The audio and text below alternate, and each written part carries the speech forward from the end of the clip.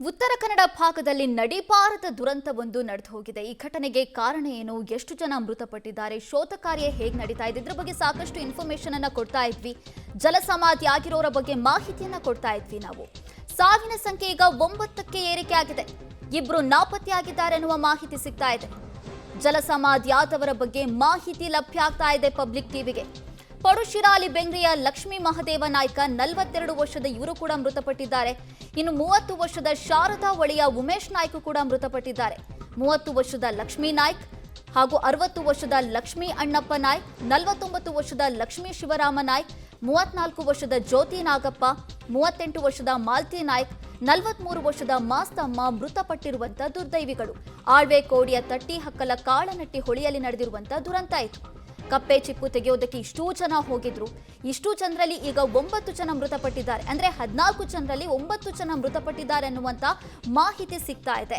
ಅದು ಕೂಡ ನಾವು ನೋಡ್ತಾ ಇದ್ದೀವಿ. ಎಲ್ಲರೂ ಕೂಡ 60 ವರ್ಷದವರಿದ್ದಾರೆ, 49 ವರ್ಷದವರಿದ್ದಾರೆ, 42 ವರ್ಷದವರಿದ್ದಾರೆ. ಎಲ್ಲರೂ ಕೂಡ ಹಿರಿಯ ನಾಗರಿಕರ ರೀತಿ ಇರೋರೆ ಮೃತಪಟ್ಟಿರೋದು. ಈಗಾಗಲೇ 9 ಮೃತದೇಹಗಳು ಇನ್ನೂ ಕೂಡ ಪತ್ತೆಯಾಗಿಲ್ಲ. ಆದರೆ ಇಬ್ಬರನ್ನ ರಕ್ಷಣೆ ಮಾಡಿ ಮಣಿಪಾಲ್ ಆಸ್ಪತ್ರೆಗೆ ದಾಖಲು ಮಾಡಲಾಗಿದೆ ಅನ್ನುವಂಥ ಮಾಹಿತಿ ಸಿಗ್ತಾ ಇದೆ.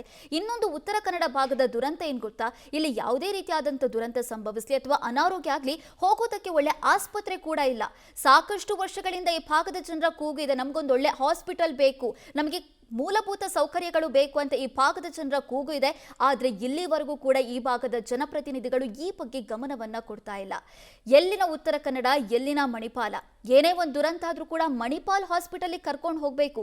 200-300 ಕಿಲೋಮೀಟರ್ ಹೋಗ್ತಾನೆ ಸಾಕಷ್ಟು ಜೀವಗಳು ಹೋಗ್ಬಿಡ್ತಾವೆ. ಇದ್ರ ಬಗ್ಗೆ ಜನಪ್ರತಿನಿಧಿಗಳು ಗಮನ ಹರಿಸಬೇಕಲ್ವಾ? ಇದು ಆಗ್ತಾ ಇಲ್ಲ ಉತ್ತರ ಕನ್ನಡ ಭಾಗದಲ್ಲಿ. ಈಗ ಕೂಡ ಇಂಥದ್ದೊಂದು ದುರಂತ ನಡೆದಿದೆ. ಈ ದುರಂತದಲ್ಲಿ ಇಬ್ಬರನ್ನ ರಕ್ಷಣೆ ಮಾಡಲಾಗಿದೆ. ಅವರನ್ನ ಮಣಿಪಾಲ್ ಹಾಸ್ಪಿಟಲ್ಗೆ ಕರ್ಕೊಂಡೋಗಿ ಚಿಕಿತ್ಸೆ ಕೊಡಲಾಗ್ತಾ ಇದೆ. ಅದ್ರ ಬದಲು ಉತ್ತರ ಕನ್ನಡ ಭಾಗದಲ್ಲೇ ಒಂದು ಆಸ್ಪತ್ರೆ ಇದ್ದಿದ್ರೆ ಎಷ್ಟೋ ಒಳ್ಳೇದಾಗ್ತಾ ಇತ್ತು. ಇನ್ನು ಕಪ್ಪೆ ಚಿಪ್ಪು ಆರಿಸೋದಕ್ಕೆ ನದಿಗೆ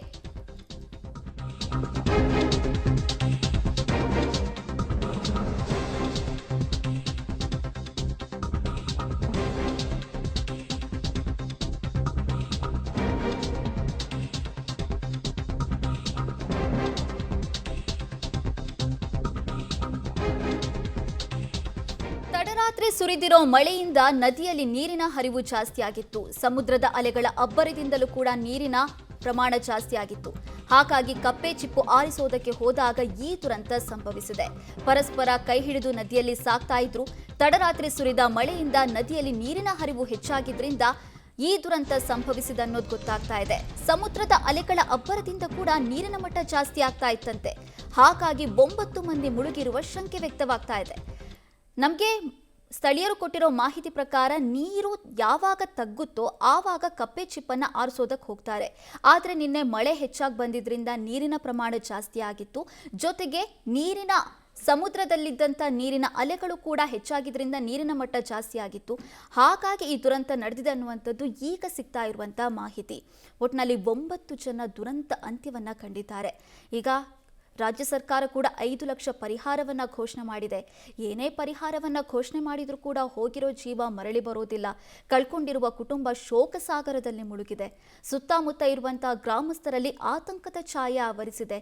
ಪ್ರತಿನಿತ್ಯ ಇದೇ ಕೆಲಸವನ್ನ ಮಾಡಿಕೊಂಡು ಜೀವನ ಮಾಡ್ತಾ ಇದ್ವಿ, ಆದರೆ ಇಂಥದ್ದೊಂದು ದುರಂತ ನಡೆದು ಹೋಗಿದೆಯಲ್ವಾ ಅನ್ನುವಂತಹ ಆತಂಕ ಸುತ್ತಮುತ್ತ ಇರುವಂಥ ಜನರದ್ದಾಗಿದೆ.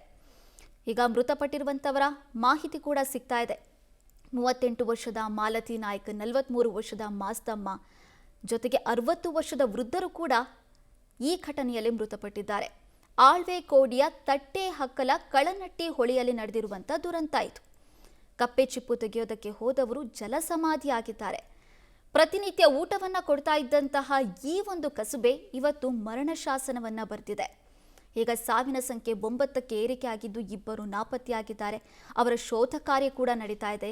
ಇಬ್ಬರನ್ನ ರಕ್ಷಣೆ ಮಾಡಿ ಆಸ್ಪತ್ರೆಗೆ ಕೂಡ ಸೇರಿಸಲಾಗಿದೆ. ಜಲಸಮಾಧಿ ಆದವರ ಬಗ್ಗೆ ಮಾಹಿತಿಯನ್ನು ನಾವು ನಿಮಗೆ ಕೊಡ್ತಾ ಇದ್ವಿ. ಮಹದೇವ ನಾಯ್ಕ್, ಪಡುಶಿರಾಲಿ ಬೆಂಗ್ರಿಯ ಲಕ್ಷ್ಮೀ ಮಹದೇವ ನಾಯ್ಕ್ ಕೂಡ ಮೃತಪಟ್ಟಿದ್ದಾರೆ ಈ ಘಟನೆಯಲ್ಲಿ.